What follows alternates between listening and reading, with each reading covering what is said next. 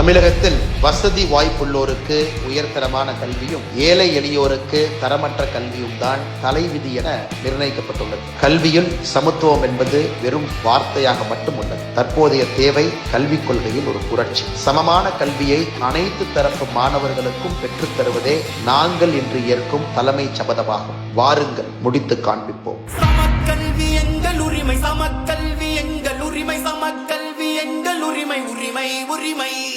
இது அவங்க நடத்துற பள்ளிக்கூடத்துல எல்லாம் அவங்க இஷ்டத்துக்கு என்னென்னமோ வச்சுக்கிறாங்க. ஆனா பாமர மக்கள் படிக்கிற பள்ளிக்கூடத்துல எல்லாம் இந்த மாதிரி நாங்க அதை தான் கொண்டு வரோம். அவங்க இஷ்டத்துக்கு பண்ணி இந்த மாணவர்களை முட்டாளாக்கி உட்கார வச்சிருவாங்க. இதுதான் உண்மை. மொழி அரசியல் நடக்குது, வழி கொடுத்திட துடிக்குது, வழி அனைத்தையும் தடுக்குது, ஒளி கிடைத்திட மறுக்குது. முதல் மொழி தாய்மொழி தமிழா இருக்கட்டும், இரண்டாவது மொழி ஆங்கிலமா இருக்கட்டும், மூன்றாவது மொழி கட்டாய ஹிந்தியாக இருக்கக்கூடாது. மலையாளம் கத்துக்குங்க, தெலுங்கு கத்துக்குங்க, கன்னடம் கத்துக்குங்க, எந்த மொழி பிடிக்குதோ இந்திய மொழிகள்ல உங்களுக்கு பிடிச்ச ஏதோ ஒரு மொழியை கத்துக்குங்க. சமக்கல்வி எங்கள் உரிமை, சமக்கல்வி எங்கள் உரிமை, சமக்கல்வி எங்கள் உரிமை, உரிமை உரிமை. சமக்கல்வி எங்கள் உரிமை, சமக்கல்வி எங்கள் உரிமை, சமக்கல்வி எங்கள் உரிமை, உரிமை உரிமை.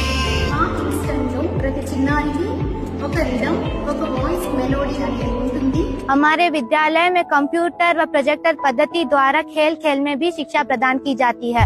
ஹிந்தி எதிர்க்கும் கூட்டம் இங்கே ஹிந்தி பள்ளி நடக்குது. அவர்கள் பெற்ற பிள்ளை எங்கே பல மொழிகளை படிக்குது.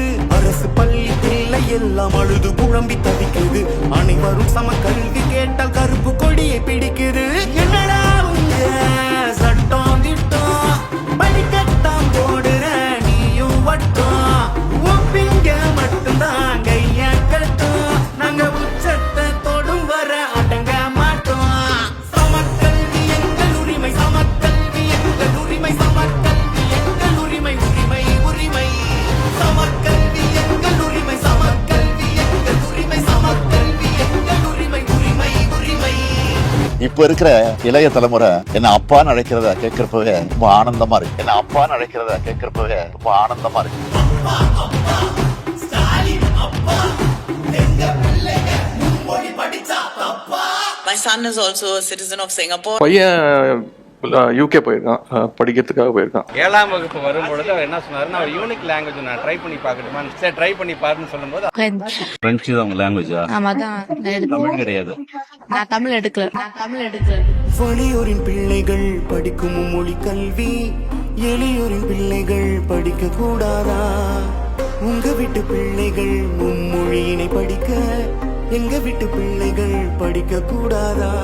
பொருளாதார ஏற்ற இறக்கும் புதிய கல்வி கொள்கை நொறுக்கும் வாழ்வில் பல பாதை திறக்கும் வரலாறு உன் பெயரை பதிக்கும் புதிய கல்வி.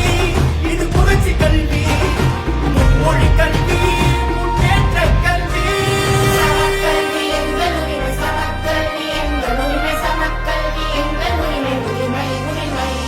சமக்கல்வி எங்கள் உரிமை, சமக்கல்வி எங்கள் உரிமை, சமக்கல்வி எங்கள் உரிமை, உரிமை உரிமை. கட்டுறது கைமண் அளவுக்கு அல்லாத உழவுன மாதிரி எவ்வளவுமே தெரிஞ்சுக்கிறது நல்லது. எனக்கு 3 languages பெட்டர் அப்படின்னு தோணுது.